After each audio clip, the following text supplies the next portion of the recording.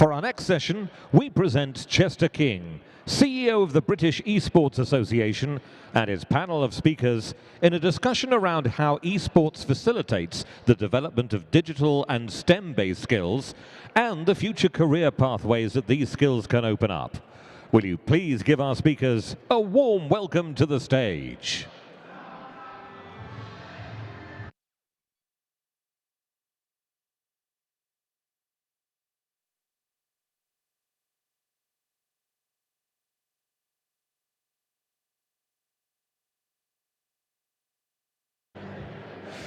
Good afternoon, everyone, and thank you for coming on this session about esports and helping with future skills. We've got a fantastic panel here today. I'm just going to introduce myself. I'm Chester King. I'm the CEO of British Esports, which is the national body for esports in the UK. I'm also the Vice President of the Global Esports Federation, and I'm Chair of the Commonwealth Esports Championships, which is the esports event that's happening in the Commonwealth Games this summer.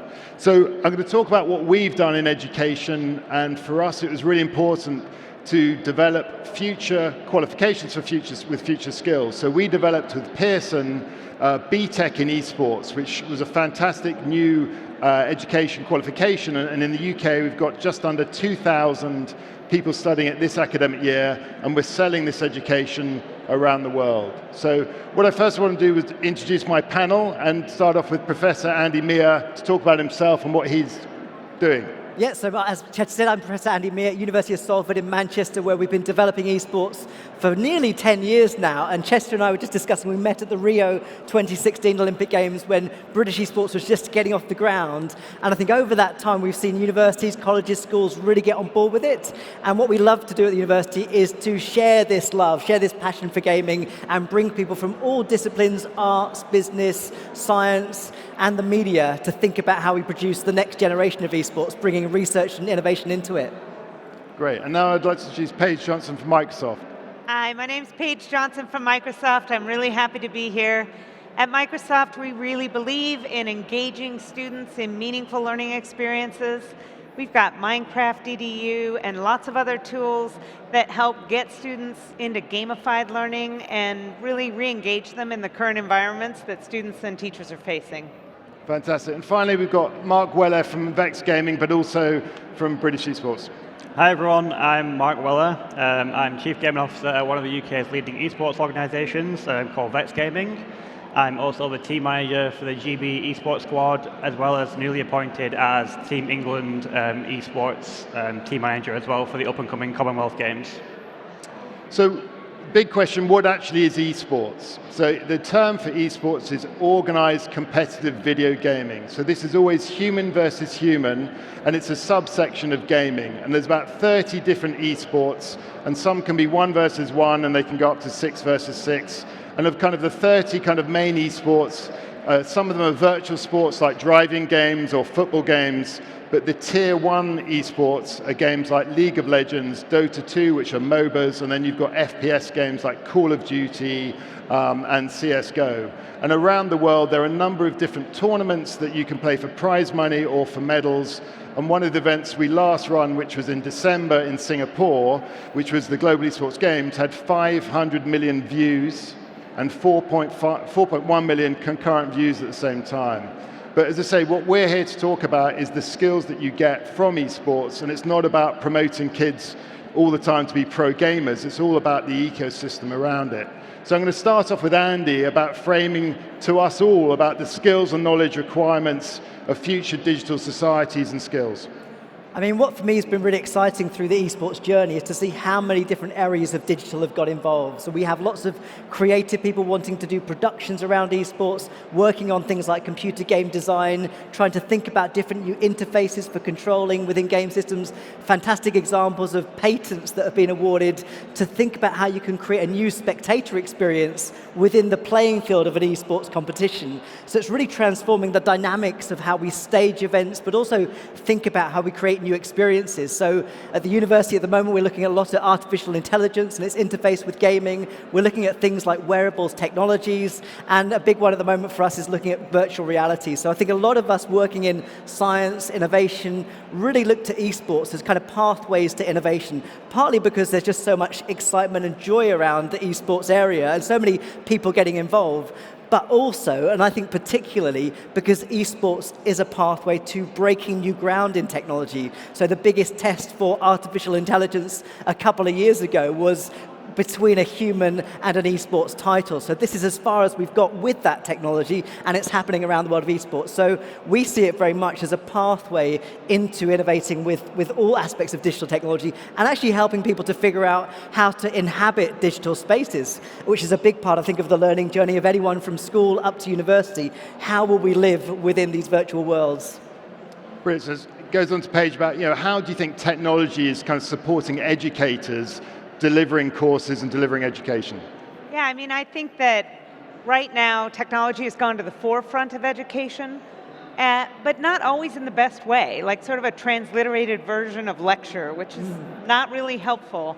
And so I think there's really an opportunity right now to engage students in different ways. What I love about this particular topic is it builds social emotional skills, student well-being. It can engage students in a very collaborative way, help with problem solving, critical thinking. It gives students who might otherwise be disengaged, who are not the head of the football team or the head of the debate team, a chance to be leaders and collaborators and really engage back in learning environments through technology and just through a community of school. And I think that it's just critical that teachers find lots of different avenues, because kids have lots of different interests, and right now is the moment in time to make sure everybody's back in school and participating in learning and part of the school community. Yeah, so for us, we definitely saw esports as like the Trojan horse, the way of attracting, a lot of children and youth into education or re-engaging with courses. But I think it'd be good for Mark to kind of frame the size of esports. Why do you think it's so popular, and kind of what's happening with the growth around the world? Yeah, I mean, esports is big, and it's only going to get bigger. I'm sure a lot of people in the room have heard this already, but the gaming industry in general is already larger than the film and music industry combined. And for those not in the know yet, esports is the competitive side of video gaming. So we've got a casual audience of 350 million roughly, and we've got a hardcore viewership of 295 million people around the world. We're filling arenas globally at the top level of the sport, and alongside respective IPs, etc. We've got these huge $1 million events which are drawing in eyeballs from all around the world. We're no longer an underground movement where I'm in my bedroom or I'm in a school hall competing against my friends. Like, it's a true sport nowadays, I would say. And I think nowadays in schools, it's seen as cool, and in the digital age where everyone wants to be a YouTuber when they grow a bit older, or a social media influencers, gamers are now wanting to become professional players themselves. Yeah, so one of the things I describe esports is around, you've got passive media which has its place, you've got social media which can be good and bad, and I describe esports as an active media. And there's some really great research going on now about dementia prevention, that actually certain games, part of your balanced life, can improve your hippocampus and structure. But Andy, why is esports so popular, and just describe the demographics of the people involved? I mean, I think those demographics are changing quite rapidly, actually. People like myself that grew up as a gamer, excited about seeing these new generation of games that are out there, allowing people to be much more social in their gaming experiences, I think is a big part of the popularity. But I remember traveling on a train from Manchester to Liverpool not that long ago. It was a busy commuter train, and there's this guy, must be about 20, 22 years old, just standing up as we all were, and he was watching something on his phone, and it was someone streaming some gaming content. So the habits of the younger generation and what they consume have transformed around this world as well. They're not watching so much television, they're not watching so much live televisual content, they're watching gamers. And I think it's partly the history of media technology is always taking us towards this world of esports, because it's that live, unpredictable experience of televisual content that's really exciting. And I think that's the long tail of this. It's the energy around those joyful spectating experiences that people can also participate in. And that's a big part of the innovation as well. well, that you can be watching something as a spectator, but also participating at the same time. So it's the full package, I think, is what explains this. But of course, my son's here as well. He's growing up as an esports gamer, and it's part of the lifestyle. So the expectation is there, and I think as an educator, part of my job is to respond to that changing dynamic and bring aspects of it into my own work, which is why I think we're moving into this space. Yeah, so again, what's interesting, what's been happening in the UK during the pandemic is, you've got incredible brands like Formula One that did a 180 and they did the virtual Formula One program, championships. We, as a national body in the UK, we're the only after-school club that carried on running our national schools and colleges championships. And that was a brilliant thing where people were engaged. They used the medium of esports to communicate, to stay competitive. We helped a lot of sporting brands as well. And for teachers, it was a great way to stay involved with that. And so this kind of leads on to my question about Microsoft. You guys are obviously heavily involved in video games through Xbox and the various games that you own. But how does MS Education view esports in education? And then also, how do you feel esports can be used as a vehicle for good? Yeah, I really look at esports and gamification right now at this moment in time and think about how do you help support not just as a separate or sideline or club activity, but also to help deliver your curriculum. So for example, today in the esports arena, we had several students here and they were building out Minecraft EDU worlds around the world of the books that they've read. Or Arizona University is doing a whole Xbox series with a history game of theirs, Age of the Empire, where you go through and build a certain point in history, you take an assessment, and you actually get a college credit for playing the game. And they're using it almost like business development to get new online students into their university, which I think is brilliant because they're attracting an entirely different type of student into a highly competitive, disruptive market post-pandemic. And they're giving it away for free for business development, but they're also really modeling a whole new way of instruction and a different way of engaging students. So I think finding models like that at this moment in time in particular, where a lot of kids are feeling disenfranchised and the kids we most want to reach are maybe left farther behind. And so we have to be innovative, and this particular topic is one way to reach those types of kids. Yeah, so again, what's interesting in the UK, from September, you can study 32 different esports courses at university. So in the UK, only 50% of youth go on to university, but it's quite amazing that we've gone from about 2-3 years ago of 1 or 2 university courses to now 32 different courses. Wow. And they all specialize in esports production, esports agencies, esports business. So we're seeing kind of like a fragmentation in a good way, or specialization of the different esports categories. And so for me, it's really encouraging. And I know you can get esports scholarships in America. There was a university in the UK called Roehampton that was the first one to offer an esports scholarship in the UK. And then in September in Olympic Park in London, there's a brand new university called the College of Esports that's really around the business of esports and how you can get around it. But a lot of these kind of courses are transferable skills. We're not trying to, one of the misconceptions I think, Mark, is around, this is all about giving kids an education to become a pro gamer. And this is something that we don't want to do. But in your role, at Vex Gaming and obviously as a captain, describe the kind of the range of career pathways that people can go on if they're studying esports at a kind of like a secondary high school level and a university level. Yeah, so before I discuss careers, etc. within the space, I just want to say, as a person, I am neurodivergent. So in school, in the traditional school system, I struggled very heavily. I've got ADHD, dyslexia, and 15, 16 years ago, however long it was when I was in high school, it was it was a very difficult moment in my life because there wasn't much to really engage with, and you were seen as a naughty kid as such. But gaming and esports for me has been such a huge tool. It's given me a lot of life skills, from communication through to teamwork, through to English skills and mathematics, and all your basic life skills as such. So just by playing alone, we are learning, and it's not just mindlessly grinding it out. But in terms of careers, just because your entry point is playing the game, just like traditional sports, football, for example. You might enter esports as a player, and then you might realize, oh, I don't quite cut the mustard, but however, there's production down the line I can get involved in, or there's management or IT skills, and then on the opposite side of that, you've also got your games development side of it all. So the skill set, available jobs and careers within esports is much larger than just being a player itself.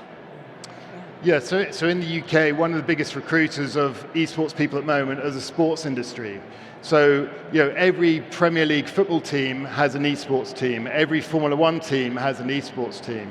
And it's really interesting to see about these transferable skills that I'm also involved in a Call of Duty franchise for the UK, the London Royal Ravens. And of our team of players, we have a nutritionist, we have a physical coach, we have an analyst, and a lot of the people have transferred over from sport, but we obviously need to give them skills around that. And one of the things we'll be developing this year is around coaching skills in esports. And I think what's really exciting to me, leaders like Paige and what Microsoft are doing, and around Minecraft. Minecraft's probably the biggest video game in the world, and you're teaching these skills and helping these kids as they go along. So I know we've got a few other questions, but I'm going to add a different question that, talking about the future. Everyone asks, what do you think the future will be? I prefer to ask the question, what would you like the future to be? So I think, asking you, Andy, I know we're going to go through other questions, but, just at the moment, we've come a long way in esports, and everyone talks about the future of esports, but we're very new. But, what would you like to see over the next 2 to 3 years happening in esports, especially around education?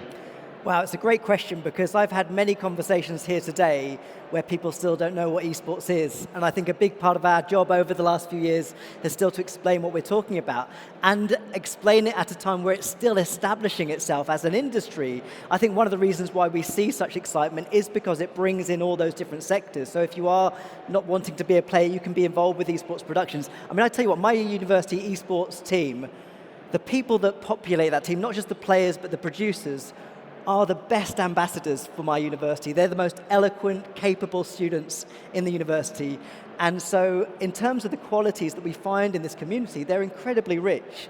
And I think what I would want for the future of esports, and to see where we take this, is to bring more people into it. I think that it's still an area where we need to bring more people in, people from different backgrounds, different demographics, but also different expertise as well. And I think that's partly why we see those big sports organizations getting involved, because you look at the ecosystem of events like the Olympic Games, and it is your Intels, it is those big organizations that are powering the technology that makes that elite performance possible. And that's the same for esports. The same organizations are around the table. And I think it's just taking us into a completely new stratosphere in terms of the possibilities. So without giving away trade secrets, I mean, what do you want to achieve with Microsoft in esports education going forward? For me, what I really want to do is empower schools and educators and families to find lots of different avenues. So in whatever game or ways that they want to engage. And one thing that I've noticed is sort of the silver lining of the last 2 years is I think parents are much more open to what education means, how to engage their students, how to really help support their kids as learners. So where I would say, in 2016, 2017, this topic had a lot of skepticism among school leaders and among parents in particular. I think the last couple of years have been so bad it might be good on this particular topic. Like, all right, if this is a way to engage them in the community, if this really supports re-engaging kids, if this helps support my core curriculum, if this helps their mental well-being and makes them feel a part of a group, it's worth investing in. And so I think that's one of the things I'm most excited about this topic is it might not be for every single kid, but for the kids who need it and want it, I really want it to be there. And that's what I'm hoping that we as a community, not just Microsoft, but as a community, help support educators and school leaders in thinking about. Yeah, I think community, is an important word in esports, and esports is a generic term. covering very different titles, and there's a different demographic per type of game. So we've hosted some big events for Call of Duty. With Call of Duty, you're playing with 3 of your friends or 4 of your friends, so you go and watch these events together. Some of the other titles, single titles, you're playing on your own, so the atmosphere in these live events are very different, right? And so for me, again, I know you've got a slight bias because obviously you run a professional team and you're looking after Britain and England, but what do you want to happen in esports over the next kind of 2 to 3 years? For me, it is all about education and educating the general world around esports and what it's about. And for me, I'd love to see more women involved, more young women especially, because there's a stat out there that says if younger women are more engaged in video games or esports, that they're 3 times more likely to get involved in STEM learning. So yeah, for me, just education, spreading the word, a lot of what Andy said pretty much, and just you speak to people and they still say, oh, what is esports? So I'd like to get to a stage where they don't ask what it is, but they're interested in learning how can I understand it a bit more to help my child, or that sort of conversation, rather than just the baseline education conversation. Yeah, I mean, I think to me what I've seen over the last 7 years in the UK is this collaboration aspect. There's some really important stakeholders across everywhere, ranging from government, ranging from schools, teachers, parents, everything. So, I mean, I don't know for you around stakeholders, who do you in your mind think, I'm going to ask all of you, the most important stakeholders are in esports, and and especially in the education side? Well, my first immediate answer is the parents around the children. I mean, the adults in the room who need to be there to be supportive, to help them develop the way into esports is so important. I mean, I grew up as a gamer where my mum wasn't terribly happy about gaming, and it wasn't something that was very positive, perhaps. And I think that's changed. I've grown up playing games with my son, and I think that involvement of parents in that world, I mean, I've heard it so many times today where the moment when people get esports is when they see an event takes place, they see how the kids are getting around it, and they see the joy and energy and enthusiasm that it brings. And when parents see that, when teachers see that, it just changes almost like a light switch. And I think that aspect of it is so crucial to get that buy-in, to bring the support, to see the value of it. And I think, as you say, so much has changed in just a few years. We are at that sort of tipping point where gaming, no longer bad. No, it's really, I think, central to everything that we do. Yeah. Yeah, so for our journey in 2015, we approached the British government to basically form the British Esports Association. So under UK law, to have the word British, you need the British government to approve it, right? Because it protects anything British, like British cycling, British rowing. So what was really interesting is they got it straight away as a government about the benefits of the values of esports, whether you're playing always against a human, the values of community, the values of communication, and over about mental health benefits. So we helped set up the Royal Air Force Esports Division or Association about 4 years ago, and they used esports to help combat loneliness on their barracks and bases, and it was really powerful to see that. So in UK, we're a small island, we've got a pretty good buy-in from the stakeholders, but from your point of view, are there kind of key stakeholders that you need to engage in as Microsoft? Yeah, I mean, I do think it's school leaders as well. And I actually, what I've been most fascinated about in this conversation, and what I really love about esports, are the different roles that kids can play. So it's not just about gaming. You're talking about really career pathways and thinking about the business of esports and building skills that are not just how fast your response is, right, on a game, but also how well you might be able to broadcast, or whether you're a great coach. Like, being a great coach is a great skill no matter what. And so I think part of this is lifting up to school leaders and making them understand that there are lots of different opportunities and ways to engage. And then I would also say that when you do that, you might engage other stakeholders. Yeah. Because girls might not want to play the game per se, but they might love to be a coach, or they might not love to be a broadcaster. And so really just opening up, like, the role of teams and teammates that I see in esports is exciting, but if you're not watching it in a tournament or having a friend of yours explain it to you, it isn't intuitively obvious. So sometimes I feel like on this topic, it's like you have to explain it to me as your great aunt, decode it for me, explain what the value is, let me watch it in real time, There's a lot of value beyond just learning how to play the game or making millions of dollars winning the game, but you can do that too. Yeah. So I think there's a generation. So I've got a 21-year-old son. He's going to game all his life, right? And I think we talk about a digital disconnect between certain generations. So if you take music as a great analogy, we all know the different genres of music or categories. We know hip hop, classical, rap. Doesn't mean we listen to it, but we know of it as a parent or an older person. When you talk about esports and say, oh, I'm playing a MOBA or a Battle Royale or an FPS or I'm on Discord, there's a whole terminology that people don't quite understand. And one of the things that I get really upset about as a parent is when the parent says, oh, my kid is playing too much gaming, and I go, what game? Right. And they go, well, I don't know. And I'm like, why aren't you engaging in your child? One, as a responsible parent, you should know, because there's some great video games and there are not so good video games. But esports, obviously, we're very pro. So, I mean, for you and your experience, Mark, of the stakeholders we're trying to change in your world, tell me about who are the key ones for you to engage with. For me, again, I feel like I'm just reiterating everything Andy's saying at the moment, but parents especially, because with my professional team hat on, I only think players are going to get younger to a certain degree. And in the past, I've had conversations with parents who don't quite get it, and we've had to have lengthy discussions to then sign a player. But to have parents involved and engaged in what their child is doing is extremely important, just to start off with. But for them to understand it and buy into it themselves, I think it's only going to make the space stronger. Yeah, so for us, our key stakeholders, Pearson has been a great journey for us, having an educator who understands what we need to do. We've got this College of Esports coming up. So for us, we've been on a journey. Our barriers have been slightly less than other countries because under UK law, we're classed as a game like chess and bridge and not a sport.